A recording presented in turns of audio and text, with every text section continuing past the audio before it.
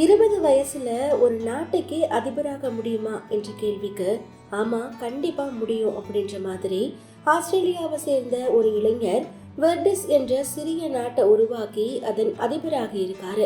குரோஷியா மற்றும் செர்பியாவுக்கு இடையில டானுஃப் நதிக்கரையில் அமைஞ்சிருக்க 125 ஏக்கர் பரப்பளவு இருக்க நிலத்துல வேர்டிஸ் குடியரசு என்ற புதிய நாட்டை டேனியல் ஜாக்சன் என்ற அந்த 20 வயது ஆஸ்திரேலிய இளைஞர் உருவாக்கி அந்த நாட்டுக்கு தான் தான் அதிபர்னு அறிவிச்சிருக்காரு.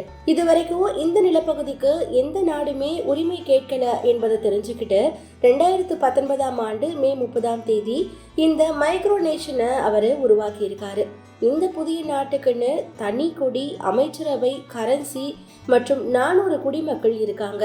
குரோஷிய அதிகாரிகள் ஜாக்சன் மற்றும் அவருடைய குடிமக்களை அக்டோபர் 2023 கைது செஞ்சு நாட்டை விட்டு வெளியேற்றி வாழ்நாள் தடை விதிச்சிருக்காங்க.